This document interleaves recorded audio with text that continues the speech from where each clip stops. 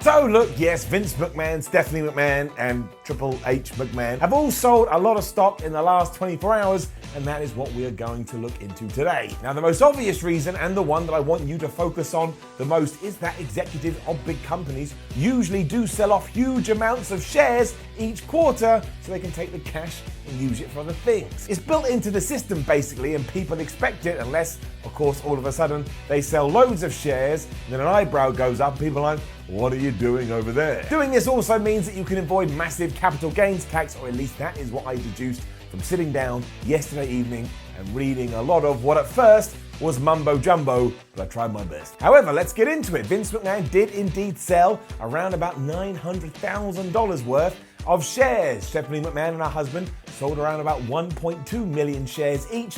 George Barrios, who is part of WWE upper management, almost sold $10 million worth of shares. 10 million. I don't even know what $10 million looks like. This, of course, sparked a lot of chatter around the internet world. So as ever, like we do here on the Y Series, as I promised, I will go through all of it and I will take it into account and we will figure it out all together. But yes, Vince McMahon has just sold a lot of WWE stock. Why? Here's why.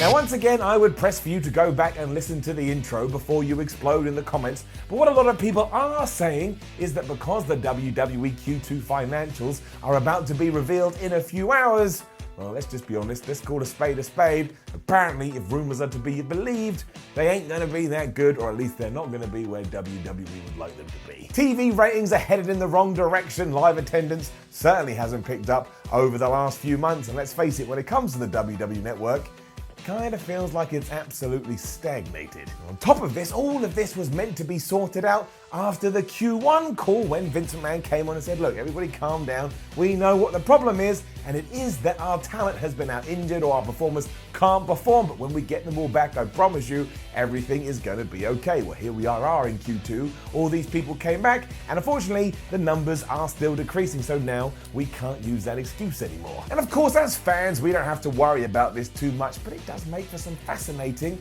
and some interesting reading, because really right now, WWE's foot is stuck in the mud and they're grabbing their foot and they're trying to pull it out, but it just won't come out because legs can be assholes. This has also sparked some people to say, oh, I know why Vince McMahon and his friends are selling off their stock. It's because they know that the numbers are going to be bad, so they're getting rid of it before the stock itself plummets. And while that could be true, that is also a massive, massive no-no in the shareholder / stock community, so I don't think they're going to be able to do just that. In fact, I'm pretty sure that's illegal, at least I think it is. Again, going back to the intro, that's why certain systematic approaches are in place, so you are able to do these things without the world burning and without the world imploding, or at least again, that is what I figured out from all this craziness that I put into my brain last night. What's more interesting with this falling stock is everything that's going on around the wrestling world, because it was just yesterday when AEW came out waving their flag and said, hey, here's a press release, and yes, we are about to go live every 2 hours on a Wednesday night starting October 2nd, 2019, and we'd really love it if you came and checked out our new show. And let's call it for what it is. It seems awfully convenient that was released a mere 24 hours before WWE talked about their Q2 financials, which again aren't looking so hot. So over here, All Elite Wrestling all smiles and saying, isn't it great, we're so excited. And over here, Vince McMahon is like, please, we don't know what's wrong. We're desperately going to try and fix it. I'm going to do anything. I've got some ideas. Here's Roman Reigns. Please, when you love Roman Reigns. So All Elite are about to sell out another big arena, and WWE can't make heads or tails of anything. And then, of course, we have to start talking about SmackDown on Fox, because that ties in to all of this as well. Because when WWE does head over on that Friday, which is 2 days after All Elite Wrestling's TV show goes live, they've absolutely got to smash it. Otherwise, Fox are going to be like, if we paid you a lot of money, can you please fix these television ratings? And if they can't, do you know what takes the hit? It's the stock, and don't kid yourself, don't pretend otherwise. The shareholders and the people behind the scenes at WWE are far more important and far more influential than sometimes we think about it. They start taking their money out, Vince McMahon will panic, and again he'll go and get Roman Reigns, and he'll comb his hair, and he'll trim his beard and say, look, it's Roman Reigns as a specimen, why don't you want to give me some money? There's also a big question as to what Vince McMahon's mindset is right now. Along with selling this stock, he also sold a ton of it like a year ago, or whenever it was. It was said to be a reported $100 million worth, because he wanted to take that and invest it in the XFL. There's also been word that Vince McMahon hasn't been at every single WWE taping, which was a staple of the owner for the last few years, so you start to ask yourself, what are his intentions? Is he about to split his time half and half? So he's got 50% on WWE and 50% on the Extreme Football League? We don't know.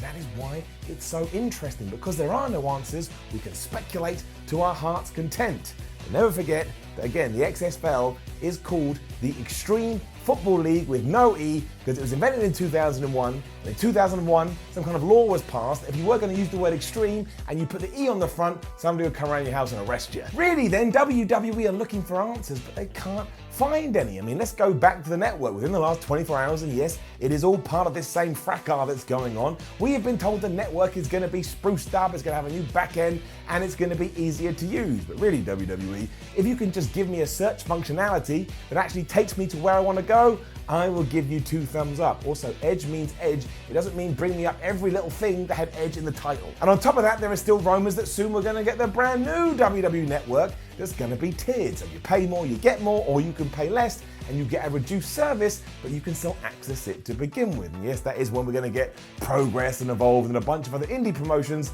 that have struck a deal with World Wrestling Entertainment. And won't that be weird? You'll be watching the WWE network, but you're watching Progress. And don't kid yourself, don't fool yourself. All of this is coming at the same time, because WWE knows that by the end of 2019, everything has to be kicking ass, especially the WWE Network. When they first announced it, I think their predictions and their forecast for this time period was that that subscription model would be way over 2 million. It is not, it's around about 1.5, 1.6. It's going down. All this worry and strife is there when you gaze upon the product too. I mean, look at this week's Raw, the Raw reunion. It was great, and it did everything that WWE set out to do, because it did do over a 3.0 rating, which is like the highest since April 2018. If it's actually going to have a lasting effect, we will only find out in a few days. But it doesn't speak very highly of your current talent. And it does look like WWE going, well, we kind of like you, we don't like you as much as these other guys that were around in the late 90s. And that goes on because who is Charlotte Flair's rumored opponent at SummerSlam? That's right, it's Trish Stratus. And that's a cool match. In many ways, it's a dream matches. But you're also saying, hey, women currently here in 2019, we don't think you can draw. We're going to get her instead. It's all hands on deck then, and we need to see what happens when the Q2 financials do come out, which you may have already seen and heard about before you've watched this video. If that is the case, get your ass in the comments and let me know what's going down. If nothing else though, let's not forget that an improving and a flourishing WWE is good for everybody. They're still the king of the castle, the top of the mountain, regardless whether you like that or not. And usually if they're having a great time, that rolls downhill. And it's also good for everyone. It's good for us, the fans, because it gives us another option where good TV exists, but it's also good for the wrestlers because they have another lovely, flowery place to work. It ticks a lot of boxes. We are living in fascinating times though, and they're fascinating times that are really hard to predict. And you can't guarantee anything when it comes to wrestling. That's why one of the old sayings is never say never. I mean, even Bret Hart came back to WWE in 2010, and even if I had told you that in 2009, you would have gone, no way, Miller, not after the Montreal Screwjob. So you don't know what tomorrow brings, and in this case, tomorrow is going to bring day one following some Q2 financials which are being said to rock the boat. We've got some holes to fill when it comes to that WWE boat. Now, don't forget to leave a comment below and let us know what you think about all of this. Like, share, and subscribe. Head over to WhatCulture.com, read yourself some articles. Follow WhatCulture on Twitter at WhatCulture WWE, and watch more videos here on WhatCulture Wrestling. My name is Simon for WhatCulture. Thank you very much for watching me, and I just want to point out I did my best. I did a lot of reading. I tried to be smart. I tried to educate myself. I don't know much about stocks and shares. I don't know much about WWE shareholdings. I do now because I learned about it, and I try to push that back out to you. But we will see. The Q2 financials go down later. Obviously, AEW, come Monday or something, is also going to tell us what the name of their TV show is. So it's all kicking off. It's all going crazy. But I know as a wrestling fan, I am really excited about October 2019. I mean, what a week that's going to be. We're going to get a Raw, which they're probably going to do a big deal on, so that people watch SmackDown. Then on Wednesday, we're going to get AEW. Then on Friday, we do get the SmackDown on Fox. It may have The Rock on it. It may have Brock Lesnar on it. Who knows? Maybe Goldberg's on it. Dolph Ziggler keeps saying his name. Maybe the reason Dolph Ziggler keeps saying my dad Goldberg's name is because we get Goldberg versus Dolph Ziggler when SmackDown goes to Fox. It's late. I'm tired. I've done a lot of reading. I'll see you soon.